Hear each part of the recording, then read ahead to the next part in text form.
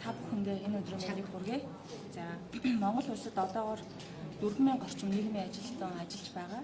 За мэргэжлийн хүний нөөцийн хувьд Монгол улсад 17 ихтэй сургууль 6600 гаруй нийгмийн ажилтан бэлтгэсэн хэдиж 56.8% буюу яг мэргэжлийн салбартаа ажиллаж байгаа ийм мэдээлэл байдаг. За асуудлын би одоо амар чанга яриг за асуудлын ер нь гол шалтгаан юу вэ гэхээр мэргэжлийн стандартын дутагдал хэрэгтэй байгаа. За дээрээс нь доктортой санхүүжилт хэрэгтэй байгаа. Хүний нөөцийн хувьд доктортой байдал дутагдаад байгаа гэсэн. За ер нь бол 1997 онд Монгол улсын боловсролын их сургуулийн сургалтын төв. За 2000 онд сургуулиудын төслүүд хэрэгжээд за Нүүбийн хүүхдийн сангийн 2015-аас 20 оны сургалтаар 660 гаруй ажилтнууд энэ салбарт бэлтгэдэг.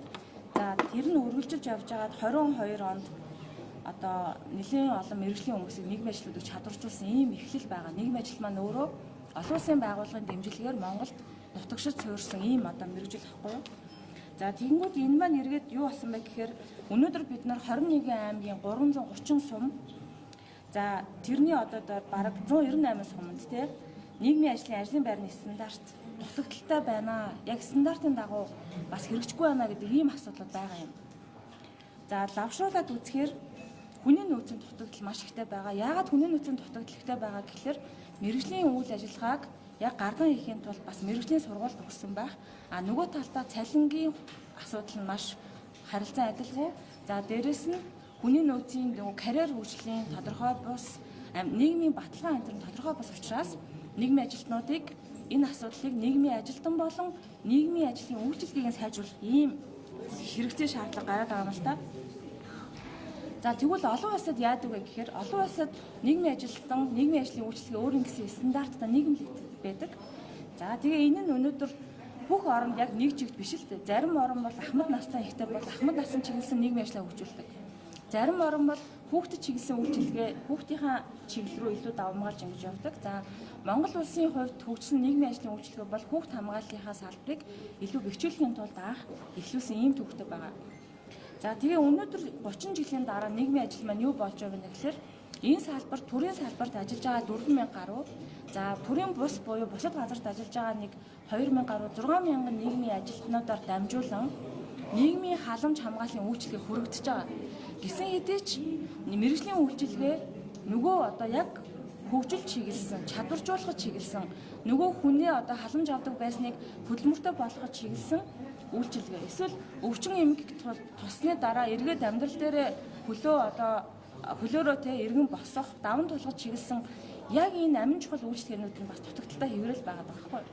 За дараагийнх нь нийгмийн ажлын үйлчилгээг манай уламжлалт хандлагаар тус дэмтэй соёлын хандлагатай хамааруулаад яг үйлчилгээ нь нөгөө хүний чадваржуулах чиглэхгүй идэвхгүй тэр формат дээр бас байлгаад байгаа ийм хандлага байдгийг олон судалгаа нотолдог.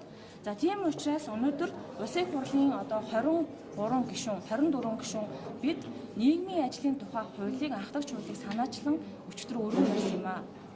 За тэгээ энэ хуулийн дээр ямар асуудлыг бий болох вэ гэхээр салбар бүрт харилцан адилгүй байгаа нийгмийн ажлын мэргэжлийн тодорхойлолтууд, мэргэжлийн үйл ажиллагааны тодорхойлолтуудыг ойлгомжтой болгоно. За салбар бүрт өөрөөр хүрэгдээд байгаа ямар хүмүүс хийгээд байгаа тэр өөр мэргэжлийн хүмүүс байгааг илүү мэргэжлийн болгох шилжилтийн төлөвлөгөөг боловсруулах замаар нийгмийн хамгааллын халамжийн үйлчилгээний чанар бас сайжирна. За цалингийн зэрэглэлийн хувьд бас харилцан адилгүй байгааг мэргэжлийн холбоогоор дамжуулан санал хүргүүлж засгийн газартаа ярилцдаг болж энэ тогтолцоог бас сайжруулах байгаа. Тэгэхээр ийм хэд хэдэн асуудлыг шийдэхийн тулд бие даасан хууль боловсруулахаас өөр одоо хамгийн зөв шийдэл бол энэ байна гэдгийг судалгаан дээр үндэслээд энэ хуулийн төслийг өргөн барьж байгаамаа. За уг хууль нь бол 7 бүлэг 49 ийм зүйл заалттай хууль байгаа. Бид нар 6 удаагийн хилцүүлэг хийсэн. За хуулийн судлаачид баг дээр дандаа нийгмийн ажилтан бэлдүүлдэг мэргэжлийн ихтэй сургуулийн багш нар нийгмийн ажлын үйлчилгээний салбарын мэргэжлүүд оролцож энэ хууль энэ удаад өргөн баригдаж байгаа боловч өмнө нь гэр бүл нийгэм хөдөлмөрийн яамн дээр бас ингээд ихэн баригдаад эхлүүлээ явж ирсэн ийм ажил байгаамаа. Тэгээ энэ дээр та бүхэнд мэдээлэл өгөх гэж гишүүдийн хамтаар энд ингээд зогсож байна. Тэгээ та бүхэн бусад гишүүд бас нэмж асуулт хариулт байвал бас хариулж болно. Та бүхэн бас надаас асуух зүйл байвал асууж болно. Баярлалаа. За улсын их хурлаар олон чухал хуулийн төслүүд батлагддаг.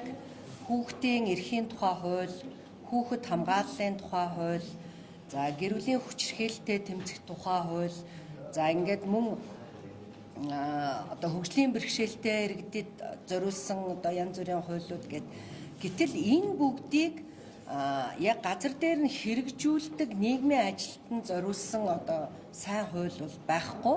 Тийм учраас энэ анхдагч хууль бол энэ тусламж үйлчилгээ энэ яг тусламж үйлчилгээ шаардлагатай хүмүүс энэ хүнлэг харьцах, хүний эрхийн мэдрэмжтэй үйлчилгээ үзүүлэхэд яахааргүй одоо боловсон хүчний одоо дутагдалт бол орсон байгаа.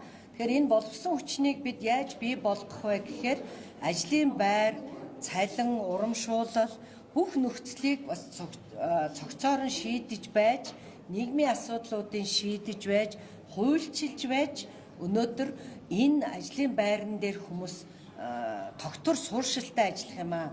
Бид олон улсын одоо гадны туршлагуудыг судалж үзсэн. Ялангуяа одоо энэ тусламж үйлчилгээ шаардлагатай байгаа одоо энэ хөгжлийн бэрхшээлтэй хүмүүс, хүүхэд, одоо гэр бүлийн асуудал хүчирхээлтэй холбогдсон хүмүүс тусламж үйлчилгээ үзүүлж байгаа төрийн анхаарал бол маш сайн байдаг. Дор нь одоо эрсдлийн үнэлгээ хийгээд үйлчилгээнүүдийг үзүүлдэг байгаа. Тийм учраас бид энэ үйлчилгээг үзүүлэхэд одоо бүх асуудлыг цогцоор нь шийдвэрлэхийн тулд энэ хуулийг одоо санаачилж одоо өргөн барьсан юм аа.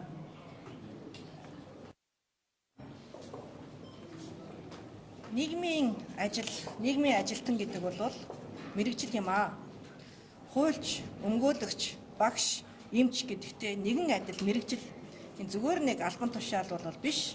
За ийм учраас нийгмийн ажилтнаар ажиллах албан тушаал дээр нийгмийн ажилтнаар суралцсан хүнийг ажилуулаач гэдэг мэдээллийг, уриалгыг ч гэсэн албан байгууллагуудад өгч байгаа юм аа. Нийгмийн ажил гэдэг бол өөрөө мэрэгжил юм аа гэдэг нь яагаад чухал вэ гэхээр өнөөдөр манай Монгол улсад тулгамдж байгаа хамгийн том асуудлууд юу вэ?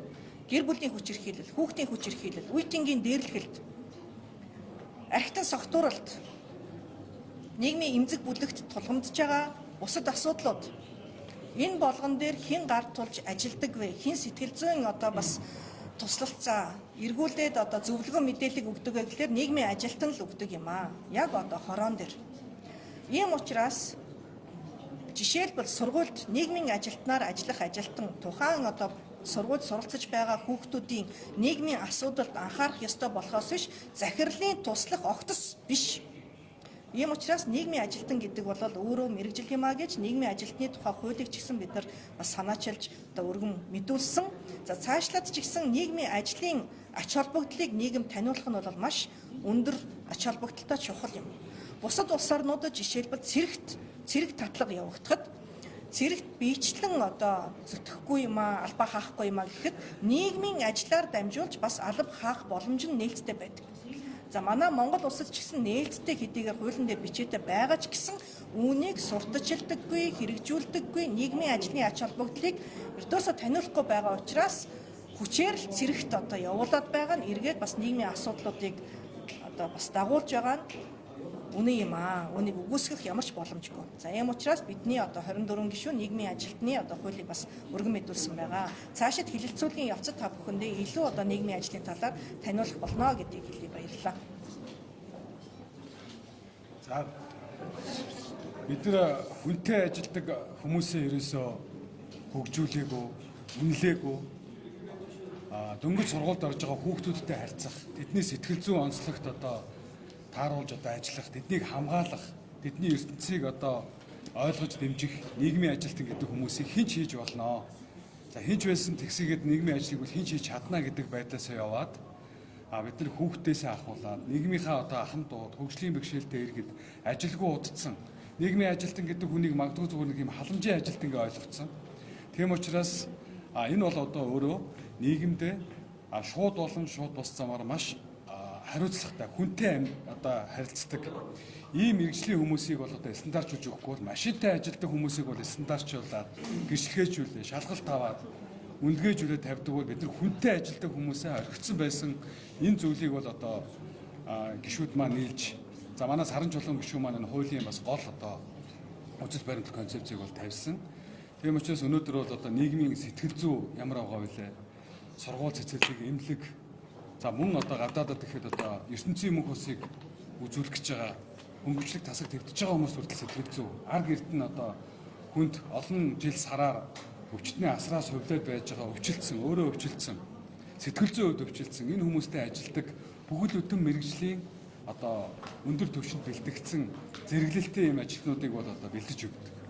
Тийм учраас нийгмийн ажилтан гэдэг зүйлийг бол одоо бидний хувьд илүү их ач холбогдол өгж илүү амьд хууль гэж бол хэлж болно. Хүмүүстэй ажиллах, нийгэмтэй ажиллах юм чухал үн цэнтэй мэрэгжил болгож тавих нь өөрөө хүнлэг иргэний одоо арчсан нийгмийг бий болгох, хүн төвтэй нийгмийг болгоход одоо хамгийн чухал хуулийн нэг юм аа гэдгийг бол одоо онцолж хэлмээр байна. За өнөөдөр бид нар маш чухал хуулийн тухай ярьж байна. Нийгмийн ажлын тухай хууль. За манай гишүүд нэлээд дэлгэрэнгүй ярьсан учраас би сургууль дээр нийгмийн ажилтан гэж байдаг. Сургуулийн нийгмийн ажилтан ер нь ямар үүрэгтэй байдгийг энэ талаар бас та бүхэндээ энэ хуулийн үзэл санаа тусаж байгаа зүйлээс ярих гэж бодож байна. Тэгэхээр бид бол нэг хэсэг сая Эрдэнэт гишүүний хэлсэнчлээ. Одоо зөвхөн сурлага гэдэг нэг хүний хайц, хүний төлөвшил хандлагын асуудлыг орхичоод зөвхөн мэдлэг болгох гэдэг талаас бид нар ингээд сургууль дээр нэлээд анхаарал ингээд явж ирсний даргаагаар гэдэг юм уу хүүхдүүдийн дунд янз бүрийн одоо төлөвшил хандлагын одоо зөрчлүүд их гарч байгааг та бүхэн өдөр тутам шахуу сонсож байгаа. Тэгэхээр нийгмийн ажилтнуудыг бэлтгэж эхлээд бас удаагүй байна. Өнөөдөр одоо 3500-аас 4000 хүн байна. За мөн ихтэй сургуулиуд маань нэлээд энэ чиглэлээр сурж байна. Манай сургуулиудад ер нь энэ бэлтгэж эхэлсний ачаар сургуулиуд маань нийгмийн ажилтнаар ер нь бүрэн хангагдах талдаа орсон байж байгаа. Тэгээ сургуулийн нийгмийн ажилтан гэдэг бол сургуулийг хүүхдийг хамгаалах талаас ихээс илүү бас хүүхдийн хөгжлийн асуудлыг бас их ярьдаг. Хүүхдээ ярьдаг. Түүнээс сургууль дээр бол одоо багш нар их завгүй байгааг та нар бас мэддэг. Тэгэхээр багш нар маань нөгөө урд хичээлээ заагаад судлагдахунаа заах тэр сургуулийн амжилт гаргах тал дээр яваад байдаг бол нийгмийн ажилтнууд гаргаад үе ангиар тэр нийгмийн ажилтнууд маш сайн ажиллаж байгаа сургуулиудад бол энэ сургуулийн соёл төлөвшөхөөс эхлээд сургуулийн хүүхдүүдийн төлөвшил хандлагад эерэг өөрчлөлтүүд маш сайн гардаг. Ерөөсөө бид нар эцсийн эцэст одоо боловсрал гэдэг бол ерөөсөө тэр төлөвшил хандлага зайлшгүй тэр хүндөж гарч ирнэ. Тэгэхээр өнөөдөр биднэрт орхигдоод байгаа энэ зүйлийг нийгмийн ажилтнууд маань хийж байгаа юм. Гэхдээ энэ хүмүүсийн хийж байгаа ажлын тэр цаар хүрээг улам одоо сургууль дээр одоо хичээл хийгээд анги танхимаар дугуулгын секц спортоор хичээлэхэд спортын заалаар хангадаг гэдэгчлэн энэ хүмүүсийг энэ ажлаа хийх тэнд төлөвшлийн хүмүүсийн одоо зөрчилд орж байгаа хүүхдүүдтэй одоо ганцаарчилж ажиллах, тулж ажиллах зөвлөгөө өгөх. Тэгээ сургуулиудад бас сэтгэл зүйчд гарч ирж байгаа. Энэ сэтгэл зүйч нийгмийн ажилтнууд иж бүрэн ингээд хамтраад цогц ажиллаад ажлынхаа арга барилыг ингээд нийлүүлээд явах нь бид нар энэ суурьас нь ялангуяа сургуулийн өмнөх насны хүүхдүүд бага сургуулийн хүүхдүүд дээр бид нар access test-үүд гарнаа. Тэгээ энэний маань бас үр дүнгууд бол ингээд гарч байгаа. Өнөөдөр нийгмийн сургуулийн нийгмийн ажилтан гэж байхгүйсэн өнөөдөр ямар байдал байх вэ гэдгийг бүр тод сайн мэдж байгаа. Нийгмийн ажилтны холбоо гэж байгаа. Энэ холбоо гэдэг холбооны ерөнхийлөгч гэдэг тэр холбооны талаар нэлээд зүйлүүд заагдсан байж байгаа. Тэгэхээр энэ нийгмийн ажилтны холбоотой их сайн сургуулиуд, ялангуяа захирлууд их сайн хамтарч ажиллаад төр засгаас ингээд дэмжиж явахад бид нар хүүхдийгээ ирээдүйд зөв төлөвшил хандлагатай хүмүүсийг багаас нь бүрдүүлэх боломж үүсэх юм аа. Энэ талаар одоо би энэ хуулийн дээр төсөл дээр ажиллаж байгаа. Баярлалаа.